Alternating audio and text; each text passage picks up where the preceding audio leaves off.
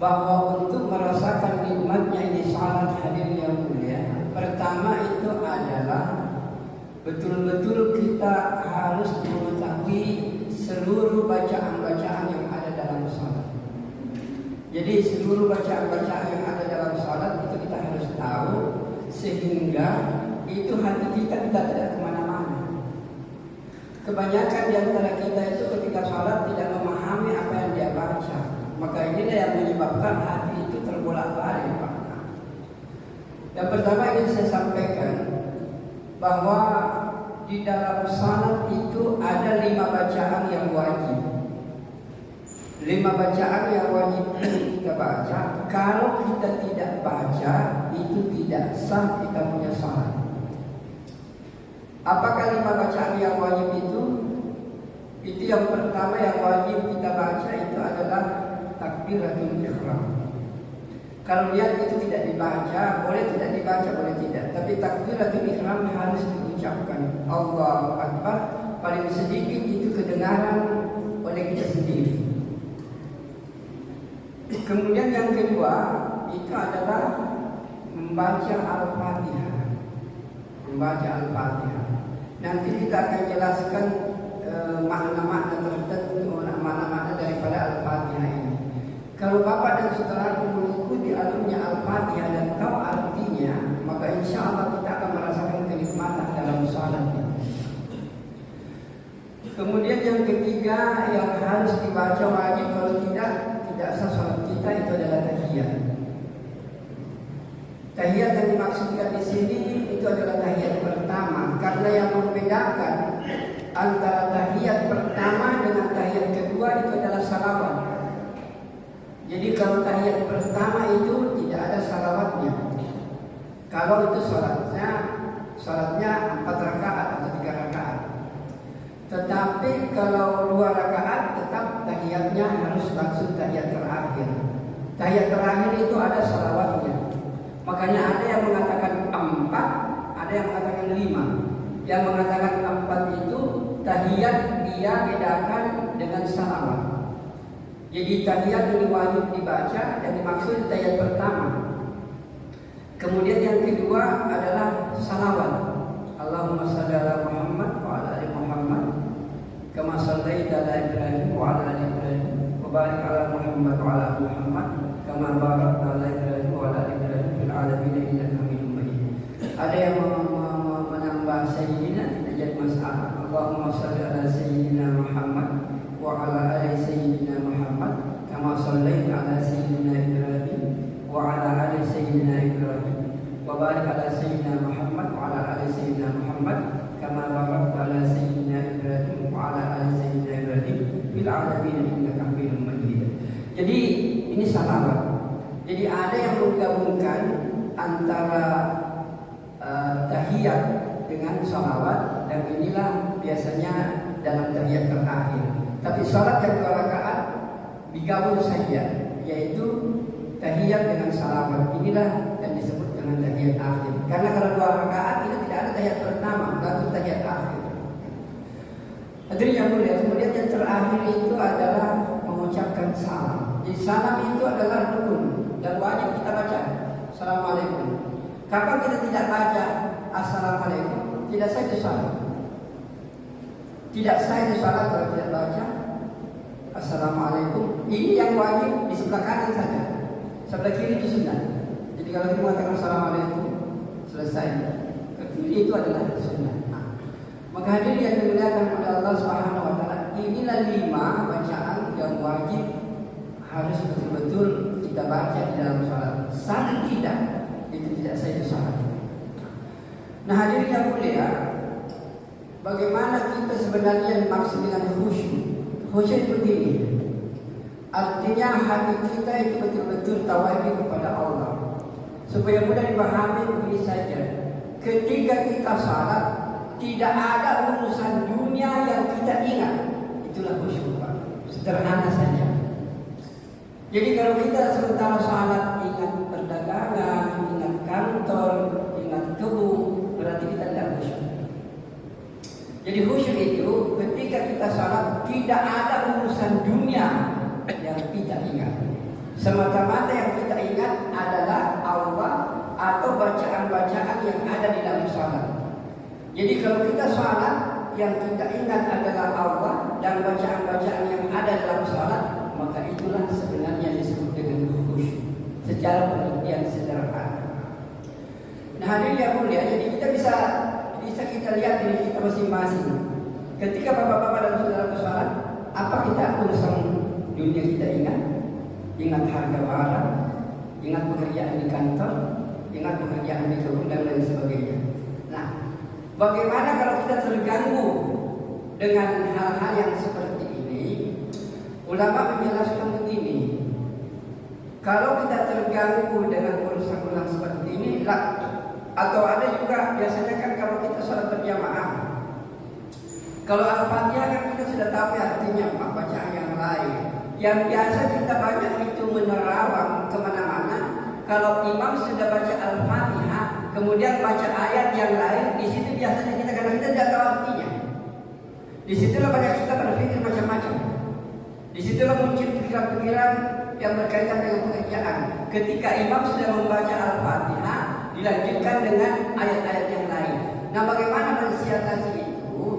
Ulama menjelaskan begini. Ketika Anda tidak tahu lagi bacaan-bacaan yang kita baca dalam sholat, ambil posisi zikir.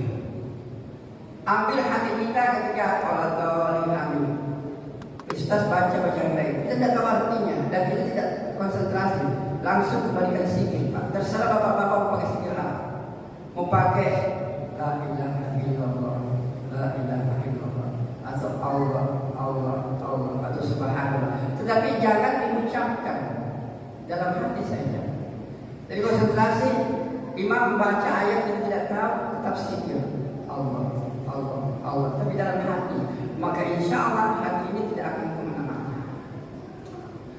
Nah, jadi yang mulia, kemudian yang sangat membantu itu, yang sangat membantu kita dalam menjaga khusyukan ini, itu adalah ketika kita membaca dua hal yang sangat penting, yaitu membaca Al-Fatihah dengan membaca tahiyat. Ini betul-betul harus dipahami, Pak.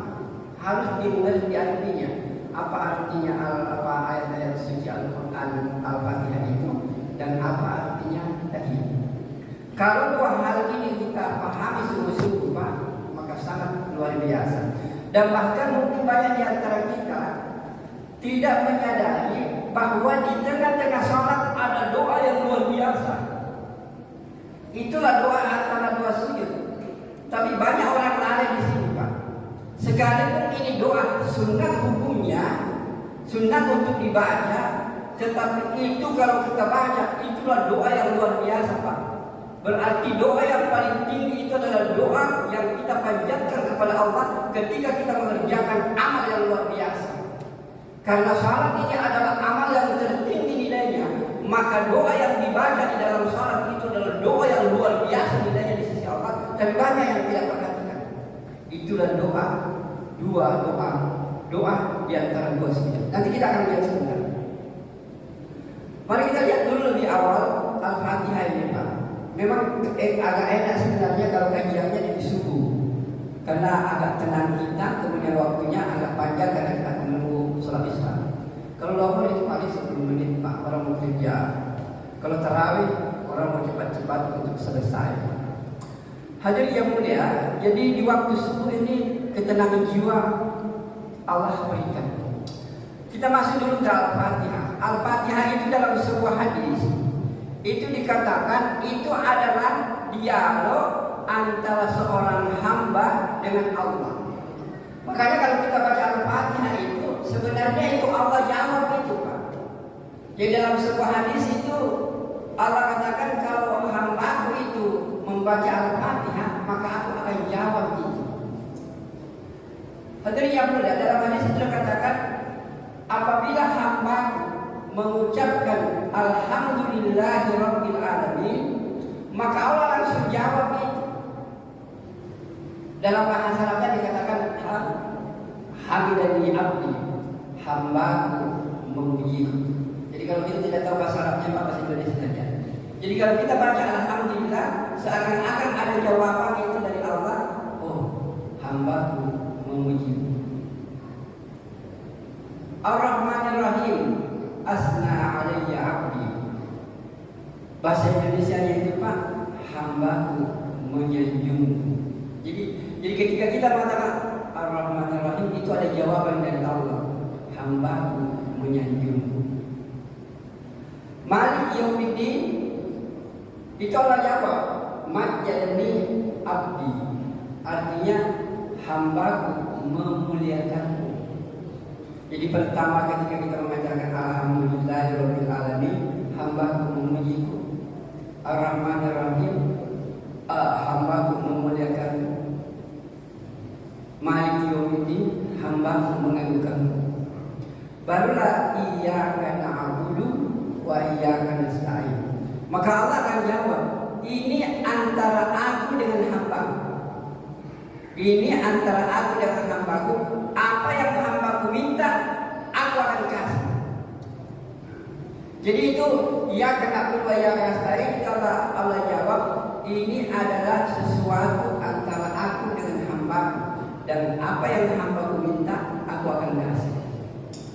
Kemudian yang terakhir itu ihdinas siratal mustaqim siratal ladzina an'amta 'alaihim ghairil maghdubi 'alaihim waladdallin. Maka Allah akan katakan, ini hadza li 'abdi wa li 'abdi ma sa'al. Ini khusus untuk hamba, dan apa yang hambaku minta, aku pasti akan memberikan kepadanya. Jadi dari ibu-ibu, bapak-bapak, kalau mau mencari ini gampang Pak, buka Google, tulis di situ dialog antara hamba dengan Allah dalam Al-Fatihah. Dengan terbuka itu, baik bahasa Indonesianya, bahasa Latinnya, kemudian artinya. Bapak pelajari dari situ. Jadi tulis saja dialog antara hamba dengan Allah dalam surah Al-Fatihah. Dalam maknanya itu Pak. Kemudian ketika sholat ikuti itu. Jadi ketika kita baca Al-Fatihah, seakan-akan Allah jawab, hambaku memujiku, hambaku menyanjungku, hambaku memuliakanku. Inilah antara aku dengan hambaku. Apa yang hambaku minta, aku kasih kepadanya. Dan terakhir, ini adalah untuk hambaku, dan pasti aku akan berikan kepada hambaku. Indah itu Pak kalau kita ikuti alur daripada sholat ini. Dan biasanya kita nikmati Pak kalau sholat sendiri, sholat sunnah. Kalau ada berjamaah akan cepat imam Pak, susah untuk diikuti itu. Jadi kenikmatan dalam sholat itu sebenarnya itu kenikmatan dalam sholat sunnah itu. Tidak, apalagi tengah malam Pak, diikuti itu gue dalam tahajud. Jadi kita bisa menangis luar biasa ya Allah Subhanahu wa Ta'ala. Maka hadirin yang dimuliakan oleh Allah Subhanahu wa Ta'ala, jadi inilah yang akan